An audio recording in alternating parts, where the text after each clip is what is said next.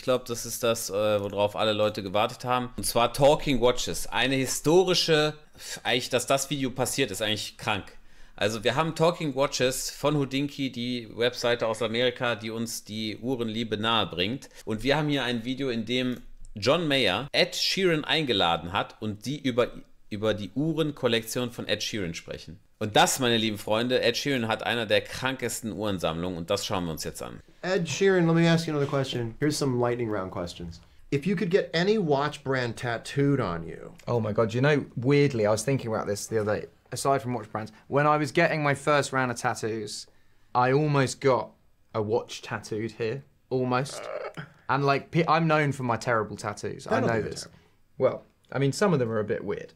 But yeah, I almost got a watch What tattooed. watch would you have gotten? It was that. I almost got that tattooed. Would it have Eine 7526, okay. been photo real portrait? I don't know, it would have been fucking dreadful, but...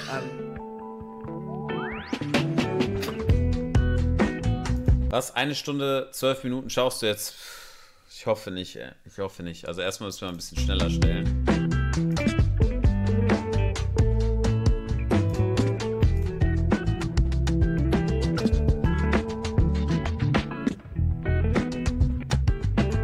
Hey everyone, welcome to Talking Watches. I am John Mayer, former interviewee of Talking Watches, now moving to the other side of your screen, and I am overjoyed. Was ist sein geschätztes Vermögen? Keine Ahnung. Um das Vermögen geht's gar nicht. Das ist das, was man verstehen muss. Ed Sheeran also du musst, um bei Patek das zu kaufen, was er kaufen kann und das konfigurieren.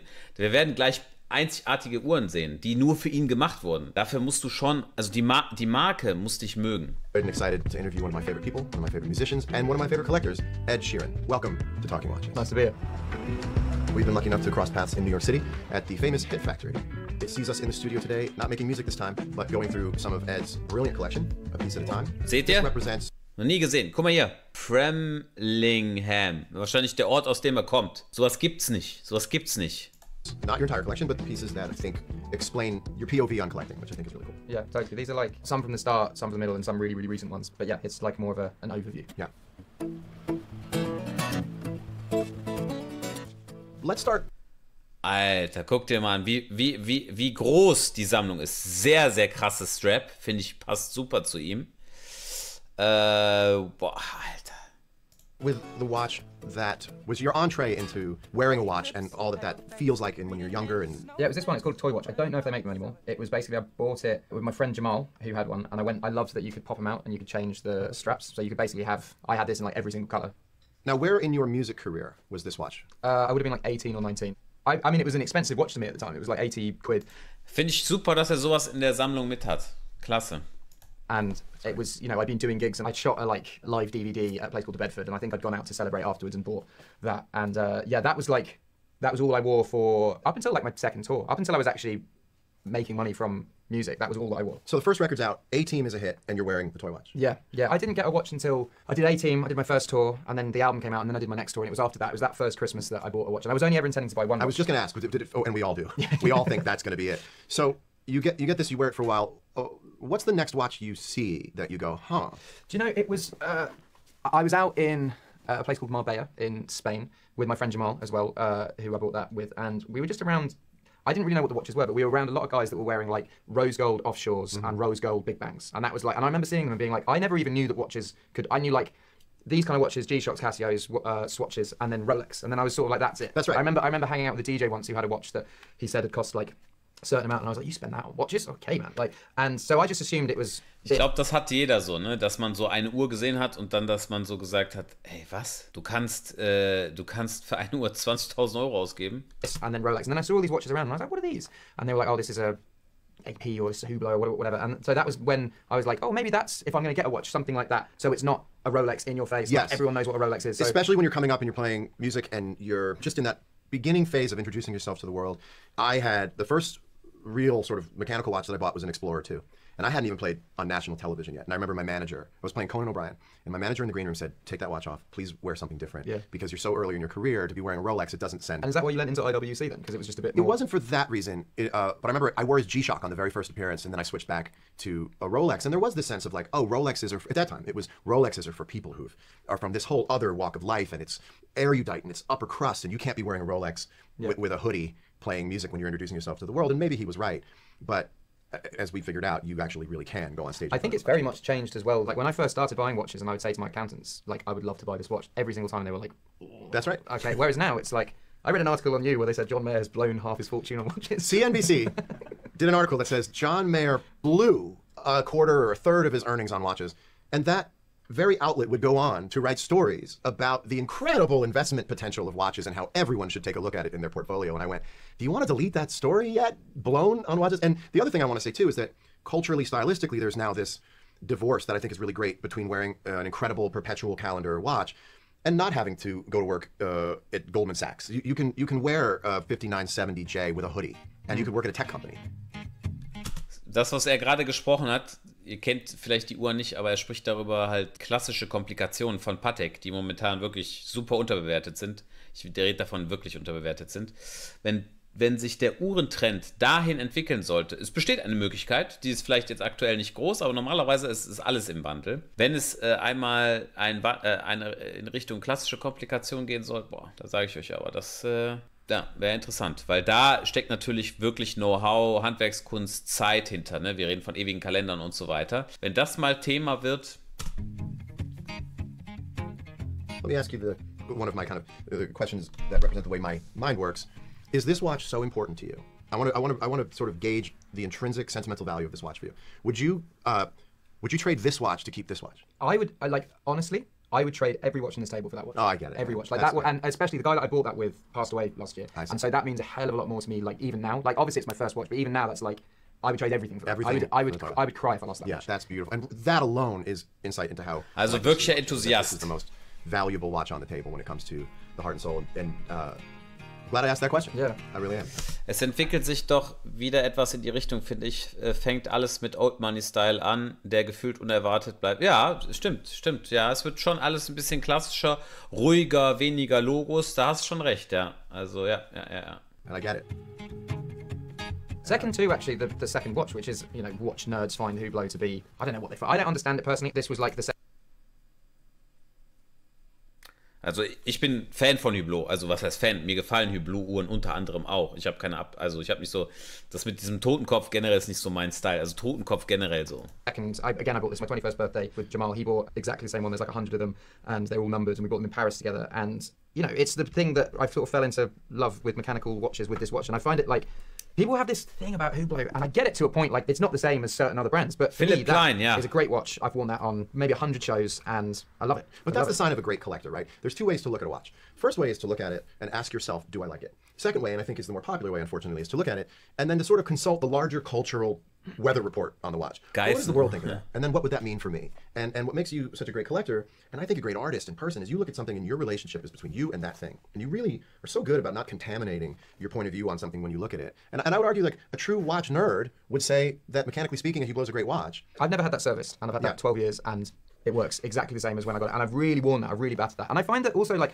what's cool, what's the Grandpa Simpson thing, where he was like, I used to be it, and then they changed what it was, and now I don't know what it is. Yes. And like, I find, like, I've never been cool. I've always been a little bit odd, and I just like what I like. And I don't know, sometimes it goes in fashion, sometimes it goes out of fashion. Can I say something? You've just defined to me what cool is. Well, I mean, thank you. And I can say this about my own career and being so far down the line now, if you've never been cool, you've kind of always been cool. Yeah. And I know that sounds like a little pat, but if you've never registered with the cool tribunal of any 1 year or month, because it all goes out of fashion. It all goes out. And this is what makes this is why I just love your brain so much. When you got this, did then you feel like you had arrived? Now you have a mechanical watch. This should be it, or did this just break open? The second watch I bought actually was a rose gold Big Bang. So it was this one, and then it was a rose gold Big Bang, and then it was that one. And this was more like I needed something subtle that. Like a rose gold Big Bang as your one and only watch going anywhere, it stands out like it was a gold watch. So I wanted something more subtle. So this became that.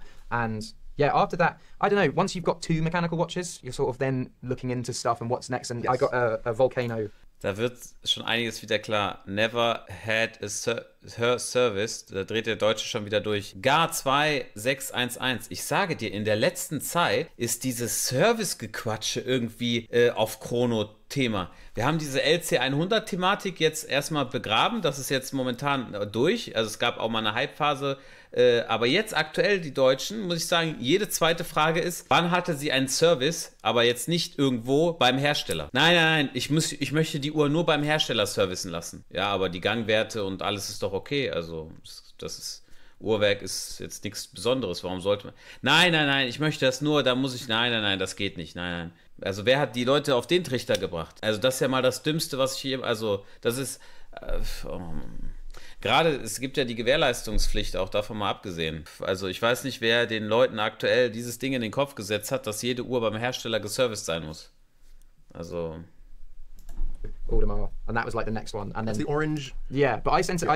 I got it, and then I was like, I kind of want this to be black and orange, so I sent it to a company and got it matte blacked, and so yeah, I don't know why. But I know why, and that will carry on all the way up until the watch we look at later on, which is a piece unique from AP, which I think has the same thought process behind it as you saying, I want that to look different, and that makes you an artist. You're looking and go, we should have this and that and that. Not in a way where most people sort of go to message boards or post message board now, but Instagram comments and start saying it should be this and that. You really look at it and go, I don't care what it does to the value of the watch. I would appreciate it more if it looked X, Y, and Z. Yeah, and I mean, I've done that with, I developed a close relationship with George Bamford like maybe 10 years ago. I quite like the customization side of things. Would you still do that now with a Patek, knowing sort of what they're, you would still take totally, something and and if I'm going to wear it, I had an auto, not, it's a bracelet version of the 5726 that is just... the annual calendar. Just black. It's No, just black, and I get it with its face changed for every album. So I get, George does me a yellow one for Subtract that I can then swap out with a red one for Equals. Or Guck mal, was er gerade, er spricht darüber, halt Uhren zu personalisieren, zu verändern, Custom Watches zu tragen für von Bamford, okay? Guck mal, das, meine Freunde, ist der wahre Reichtum. Zu tragen, was man liebt, was einem Spaß macht. Sich selber als Mensch auch nicht im Weg zu stehen. Nicht zu kopflastig zu sein. Es geht mir nicht, alle Leute, die jetzt das Video sehen und auch, oder ein Großteil der Leute, die das Video sehen werden, oh mein Gott, wie kann er das machen und dies und das, soll ich sagen, wieso? Weil es ihm gefällt. Und dieser Individualismus in der Welt geht verloren. Wir alle denken daran, morgens einen Schokoriegel zu kaufen und den Schokoriegel mittags für mehr zu verkaufen. In gewisser Weise auf Uhren übertragbar. Und er macht das, was ihm Spaß macht. Ich sage euch eine Sache, dass auch wenn ihr, wir haben letztens darüber gesprochen, was ich für Uhren für mich selber kaufe. Ich kaufe eine Breguet Jumping Hour und sowas, einfach weil mir das Spaß macht. Also ich habe Spaß an der Uhr. Resale Value interessiert mich jetzt auch nicht so sehr. Am Ende ist es immer noch alles gut gegangen. Ne? Er muss sich sowieso keine Sorgen machen. Aber allgemein, auch wenn man jetzt darüber nachdenkt, Kleidung und so weiter, alle Leute wollen nur noch das Gleiche haben. Ist auch langweilig. Es geht nicht darum, dass man alles irgendwie grün-blau haben muss oder so, aber wir sollten ein bisschen lockerer werden. So, einfach ein bisschen lockerer. Individualismus, das ist die Sache. Ein bisschen eigenen Charakter etablieren. Nicht zu fragen, ja, ist die Datejust mit Wertverlust, Also erstmal, wenn du Pech hast, wirst du überall Geld verlieren. Überall. Du kannst Gold kaufen und hör mal, das Ding geht zurück auf 20.000 Euro. Kann alles passieren. Wenn du mit der Einstellung rangehst, bist du sowieso verloren. Aber wenn man sagt, okay, ich verstehe das, ich weiß, um was es geht, ich weiß schon so und dies und das und ich kann mir das gut vorstellen, die Perspektive darauf, Gold oder Silber hat das Potenzial und dasselbe auch mit Uhren. Und ja, die Edward PG Perpetual Calendar war heftig. Mit der gravierten Werk kannst du sowas nicht wieder besorgen. Würde mir gerne, nur bei Chronos, ich kriege die Uhren immer, wenn ich sie kriege. Aber auch jetzt, sage ich dir ehrlich, auch jetzt haben wir gute Uhren da. Wir haben ja gute Uhren da, auch individuelle Uhren. Guck mal, am Ende ist es so, wenn wir jetzt mal ehrlicherweise reingehen, wir haben so viele Sachen, die sich kein Mensch anguckt, die aber einfach, muss ich sagen, auch heftig sind. Also wenn ich bei Uhren mir anschaue, was wir aktuell für eine Auswahl da haben, wo sich kein Mensch drum schert. Also wenn wir jetzt mal davon ausgehen, hier so eine Jules Audemars, Jules Audemars Dual Time. Absolut heftige Uhr. Lass jetzt mal die außen vor. Wenn wir dann weitermachen. Auch, ich sag euch ehrlich, für mich persönlich, jetzt Spaß beiseite, so eine, gerade die mit dem Salmon Dial, Metal Bracelet, hier mit Box, dies, das, ich sag euch ehrlich, junger Typ, Hoodie, dies, das, Metall Bracelet, mal was anderes am Handgelenk. Was willst du denn hier platt machen? Jetzt mal so gesagt, was willst du hier platt machen?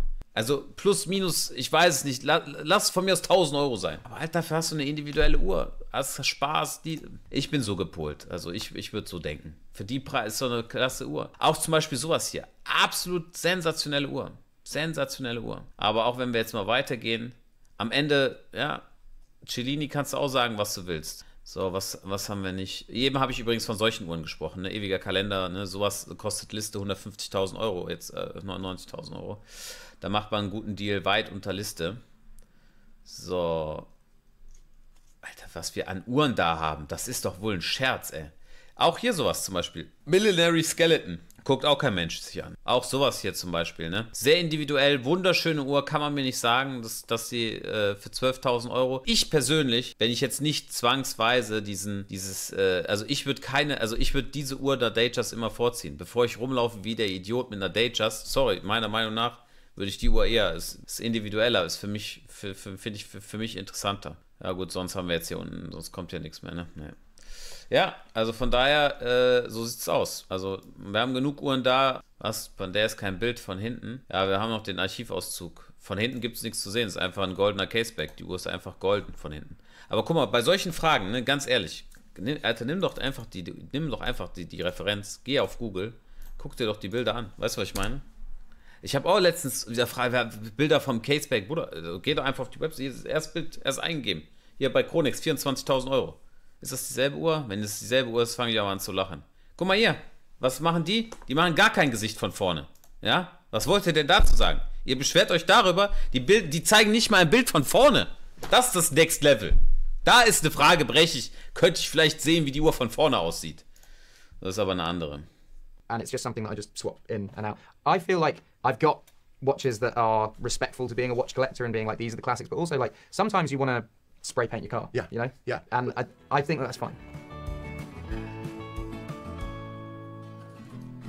Okay, so on this table, pick out the one that you think flies most under the radar and is also one of the most important watches. What could you still, to this day, kind of get away with wearing without someone sort of identifying it as... Do you know, weirdly, and it is, there's a couple, I mean, there's a Tudor here that yes, but this one flies the most under the radar because it just looks like a watch. Yeah. Even though it is it's a piece unique. That's what's interesting about it. Tell people about what's unique about this world time. So this, I think, I'm going to say this a few times about watches, about like what's my favorite watch or not, but this I think is the coolest watch that I own. I got a couple of piece uniques through Patek and I thought... Wie hat er das hingekriegt? Wie hat er das hingekriegt? Für euch mag das jetzt nichts Krasses sein, aber ich sage euch, das ist unerreichbar.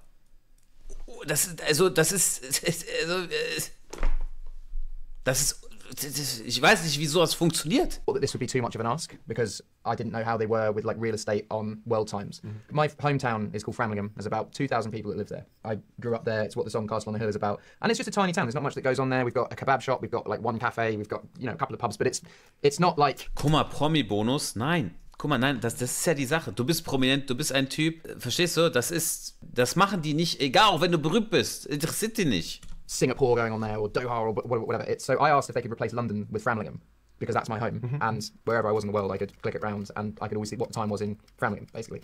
And yeah, so this one would fly under the radar more. Yeah, and means... Yeah, it's my home. Give me the use case for when you would put that watch on. What event, what time of year would you put that watch on? I went to my old high school, did an awards evening where they're handing out like best homework for the year or whatever, and I was the surprise person giving out the awards. And the last time I wore this was for that, and I just thought that was quite cool to wear in Framlingham, and it's called Framlingham, and yeah. And up until this video, nobody would have had any idea that's what the watch was. No, so I've seen it on a couple of watch blogs. I think there was one for a boutique in Edinburgh that was done that was a similar colour, but this basically, because Patek are really particular as well with it, because they were like, it has to be a colour scheme that is in no other watch. So they give you like a real... So that colour in the centre is unique. This is it. It's complete. There will not be one like this, and I really wanted it to be enamel unique Farbe, of the. I wanted him to do painted enamel of the castle on the hill. I was going to ask you. Did you ask for that? I did, yeah. Well, you know, sometimes you get what you're given. Yeah, well, you know, but sometimes if you over ask, did you ever any of these pieces? Did they take the full-on class photo of the watch and give it to you in the leather portfolio? No, they used to do that. No. But I liked the process of it, of being. It wasn't just they sent you a design and went, that's it. What did you do? Did you start the design process? Do you, if you're requesting a piece unique, will you have someone or yourself go into Photoshop and take a watch and change the color and show them? No, I just visited them. I went over and was like, I think I had one piece unique before, and then I was like, I'm just gonna go over and meet Thierry, with Thierry, and we had what do we have? Fondue. And drunk a hell of a lot of wine. Yeah. But yeah, and that's when I sort of was like... Seht ihr, der hängt mit Terry Stern ab, mäßig auf korrekter Bro-Basis. Um das jetzt mal so zu sagen, und deswegen kriegt er das. Weißt du was, du musst schon, ich sag euch, das zu bekommen, das ist nicht so einfach mal eben. Du musst eine Connection haben.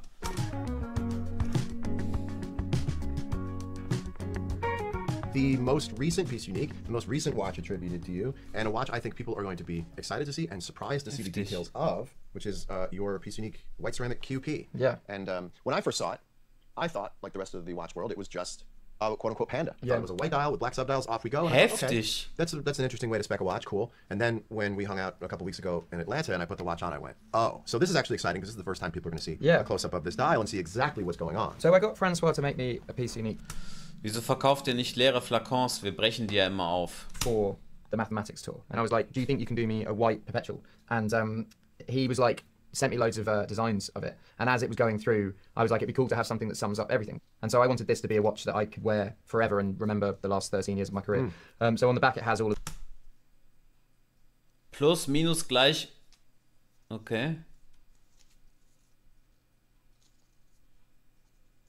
The mathematical symbols. On the rotor, which is really cool, to hand engrave a rotor that stays even enough to be an oscillating rotor and have the graphic that you want, which I think is so cool. To me, when I see an Albumtitel. That means you know the people in that building. And I also love, and I think you can see this in the photo up close, it's pretty well worn. I mean, white ceramic, the links tend to sort of grab onto fibers of shirts, and so in between the cracks, it's not dirt, it kind of pulls in the fibers of your shirt. Da ist ein bisschen Ed Sheeran DNA. In the near of the rotor.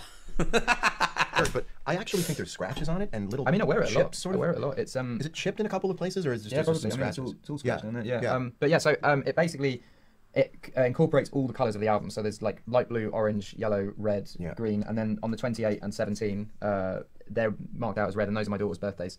And do you know, it's quite a loud watch. What I like about the white ceramics is they just stand out and they're so clean. It's like white watches don't usually remain that clean. That's right. These just are just right, because they're non-porous and you could just throw them under the faucet. Yeah. I saw you at your stadium show and it was just stands out. It stands out, and I also wondered, what do the people in this crowd think that is? Are you aware that Instagram is always tracking what you're wearing, and do you? Guck mal, habt ihr gehört? Weil am 28. Geburtstag hat, ist ja die Kalenderwoche. In der 28. Kalenderwoche am 17. ist sein Geburtstag. Und deswegen haben die noch gehighlightet. Pay attention.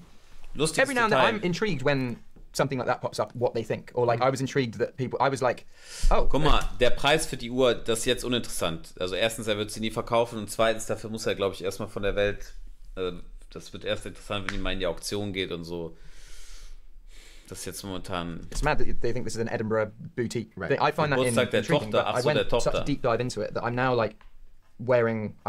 Piece Unique mit AP oder Patek, der als erstes Ja sagt. Ich würde so verrückte Piece Uniques machen.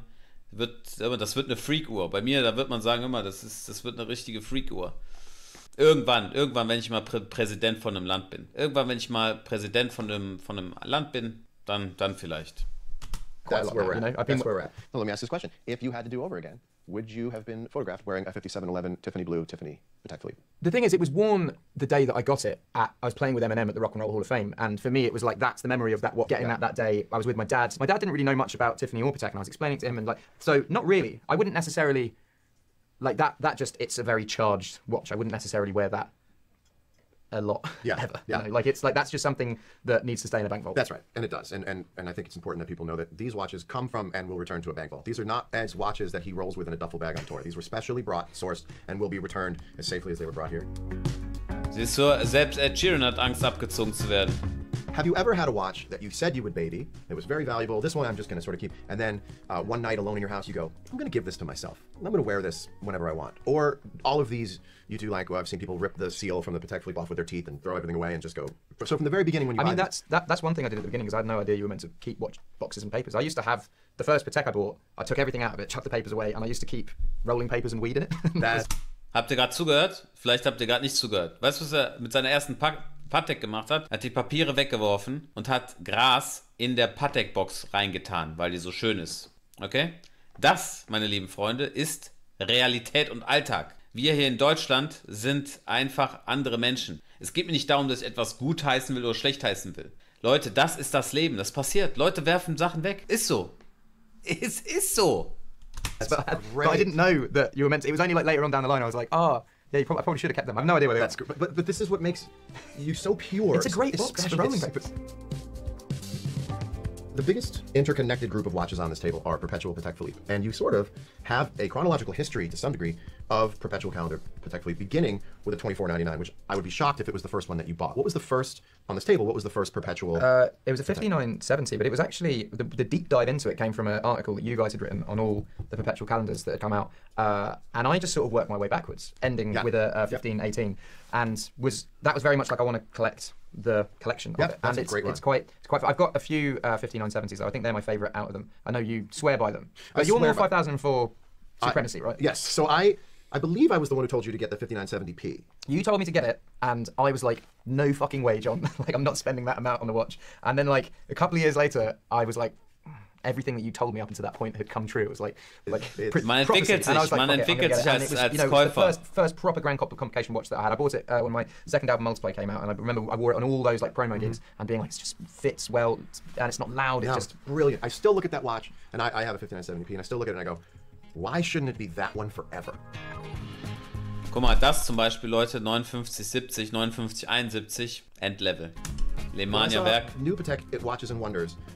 And you have to understand, I don't eulogize a watch brand changing. To me, when a watch brand changes, if you already own some of their earlier stuff, it's win-win. This is what's important about collecting, is that these pieces continue to grow in contrast with what continues to be released. And this reminds me of the moment in my life where I felt like I broke into an echelon I wasn't allowed into, and was able to myself co-opt this watch. Remember my line? I said, I like pick up dog poop. I clean up dog poop wearing a Patek. This was way before anyone would wear this with jeans and a t-shirt or a hoodie, an off-white hoodie in this, or play music on. Es kann ein Thema werden. Ich sag euch, klassische Uhren, da ist Value drin. Das ist Value. I don't think Eric Clapton is the only person. So that is my sermon on the 5970, and why I think it will continue to be this great relic of a kind of stand-up, staid, stoic, if not even a little stodgy. I like watches that remind me of a person I have never been. You know? Do you think there is something oddly sports watch about it? Yes, it's a Daytona. Way more than I would say there is in even like a Calatrava or something like that. So maybe you like if you put a rubber strap on that. And I put this on this cuff. I've had that watch on this cuff before. Yeah. Is this the original buckle?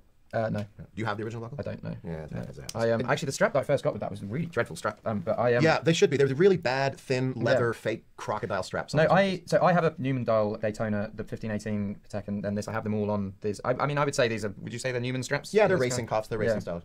Can I talk to you about why I think the 5004? Well, you love it. I think the 5004 to me is the most exciting Patek Philippe watch. To me, that's ever existed. Also lass mal kurz nachgucken. 5004 ist eine brutale Uhr. Lass mal die 3970 angucken, wo die denn aktuell ist. Die Uhr fand ich immer so bemerkenswert. 3970. Es war immer so, das ist eine Uhr so gewesen, die mich schon so sehr abgeholt hat aufgrund der Größe. Gucken, wo die so liegt gerade. Sehr schwer auch Uhren. Ah, guck mal, die kostet immer noch dasselbe. Oh, die war günstiger. Die hat mal gekostet 70.000. Hat sich nicht verkauft. Okay, ist teuer geworden. Schönes Set. Schönes Set. Zweiter Caseback. Schönes Set. Schönes Ding. Da war es auch so, dass die ohne Diamanten beliebter war, die Platin. Gibt es auch nicht viele. Und da ist zum Beispiel das Game auf einem anderen Level. Zum Beispiel seht ihr hier die Hands? Da kam jemand auf die Idee, hat gesagt, ich möchte gern die Hands haben. Leaf Hands. Normalerweise sind die anders. Dann gibt es welche mit Leuchtmasse, ohne Leuchtmasse. Absolut unkommerziell. Ich glaube 36 mm Größe. Sehr, sehr hohe Aufbauhöhe. I was shocked at the size of the crown. And shocked at the mechanism of the crown. That you would actuate the split second by pressing in on the crown. That crown is so big compared to the rest of the watch that it's almost like, it looks like it's like a valve that needs to be hooked up to some kind of tubing or something. It's very large. And so to me, it's just so whimsical in a certain way. And it's strong, although it's an incredibly small watch. It's like, what, 35.5 millimeters or something. Yeah, and I'm with you on size is a big thing when it comes to I like the daintiness of this as well, and the newer version of it I just think is too chunky. No, I want to live in a 37 millimeter world. Interessante Hands. Will Ed Sheeran wear a leather-strapped watch on stage knowing there will be sweat? Yeah, always. Is there sweat in these? I actually got that specially made for the 5208. I said, can you do me a rubber line strap for stage? You're the best. You're the best. You sort of have this mindset where you kind of work at their factory. And you sort of, but it's beautiful. It's going, hey, I have a use case, I have a need. Can you, and this is what I think watch brands love is, oh, you have a need, we want to fulfill the need. especially when it comes to stage. I mean, it's not the same with ceramic AP bracelet, but I said to Francois, can you do me a rubber strap for those? So those actually remove, and you can put a rubber strap on it and have that be... So you've got a rubber strap with the plots here that would go into the case. And it's basically a rubber strapped perpetual calendar. It's a rubber strap with 2 ceramic plots on each side. That's very cool. Here's a fun story about this 5208, which is the only watch that I feel like I missed. I feel like I missed the 5208P. Should have done it, didn't do it, and I make the mistake that I think a lot of watch collectors make. I saw the price and I went, well, I can't do that. But I could do 4 watches that are a quarter of the price of that, and I wish I had skipped 4 smaller watches and bought the 5208. In context, I wouldn't have done that now. It was the time that happened that I did that, and it was... You wouldn't have bought this looking back on it? A 5208? No, as in now. I wouldn't have bought it now. But the context of when I got that was basically the 2017 was my most successful year. I won the award for the best-selling artist worldwide and was the biggest selling artist in the world that year. And that was to basically mark that, of like, this was a great year. But like, I wouldn't do that now for the sake of it. Like, I did that to be like, this is the best year I've had in my career. But it's such a brilliant watch. It's like a whole process going through that as well. I had to be interviewed like a bunch of times for it. It's very rare that you hold a new watch and a new particularly and you go, this is a modern classic. This is, you know, you just know where a watch like this is going. And fun story, you and I crossed paths in Tokyo when I was playing at Budokan, and you had this watch on in the dressing room, and I flipped over it like I just did, and you said, why don't you wear it for the show? And I wore this watch. Didn't I wear this for the performance? So I wore a 5208 that was Ed's. And no one picked up on it as well. I thought it would like come out somewhere. I missed the 5208P. Now we have the 5308, which excites me greatly, and maybe I'll nut up and get that at some point. 5208 Manage Repeater.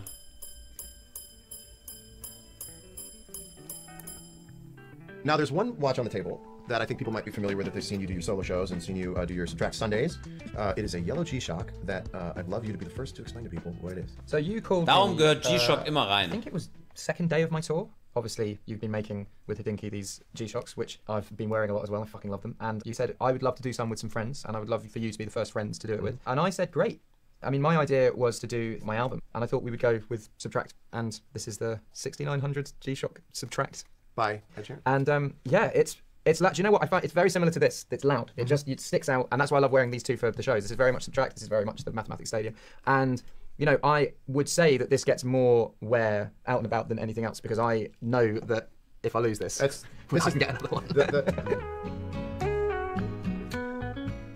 I'm very careful of, I get asked to do this for this watch and this for this watch, or judge this for this watch, and I'm very careful of being like, I don't want to like, aside from just wear brands that I like, I don't want to align. You want to be watch agnostic, and you want to be a lover of all brands. Where there's something in this, and I love that all of my mates who are watch guys have at least one of your G-Shocks. All that's of them. Great. Like, and it's something that is collectible for all collectors. Yes, and after talking about these pieces that for most people, let's be honest, are unattainable, to give people a watch that is as exciting to you as any of these watches. Ja, die Patek ist teuer, kostet über eine Mio, ja. That's right. Wear more than most of these watches on the table.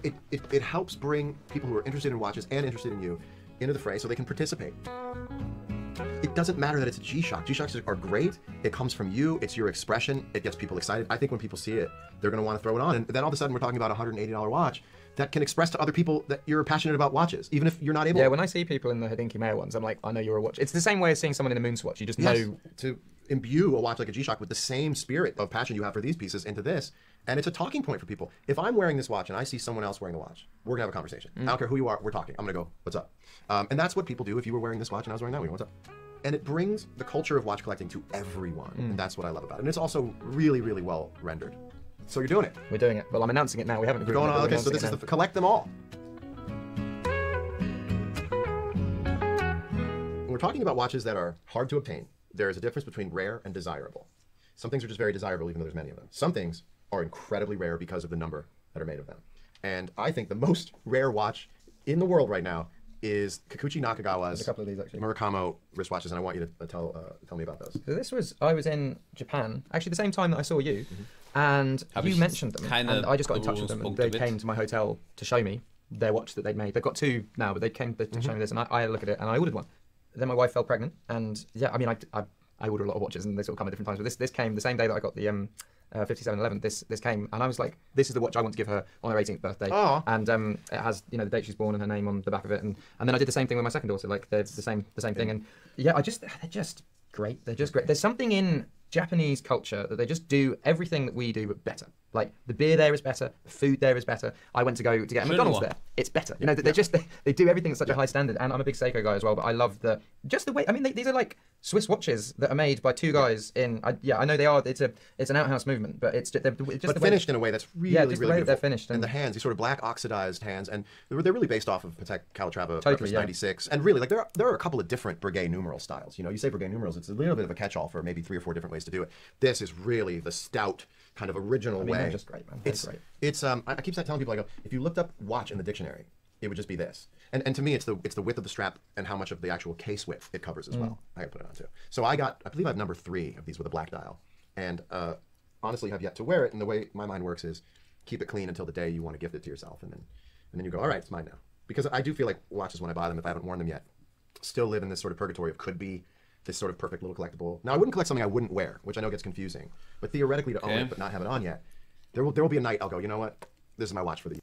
And he was basically George Daniels' protege, and he learned watchmaking to do that. Every single thing of this watch is handmade by him, like the whole thing, and it's got like a cherry blossom inlay on the back. Beautiful. And no one really talks about British watchmaking. It's always Swiss Arbeit. or German or Japanese. But in terms of like British watchmaking, I know George Daniels is like the godfather of it. But I just think this guy just makes amazing watches. How do you do with waiting? You know, you put an order in for a watch. It might be, it's not 128 months, but I mean, this took a long time. Do you like waiting? We got engaged in 2017. I ordered this, and we got married in the end of 2019. So that was like it was a good like 2.5 years waiting for that. And that's what I quite like sometimes about the wait lists on things. You know, you order something like this piece unique. Like if this was a wait. Guck mal Leute, wir haben jetzt hier knapp die Hälfte vom Video durch, ziemlich genau die Hälfte. Wir würden jetzt an dieser Stelle einmal einen Stopp machen, ne, weil wir jetzt die 3 Stunden auch schon wieder voll haben. Und ich würde sagen, den Rest gucken wir nochmal ein anderes Mal.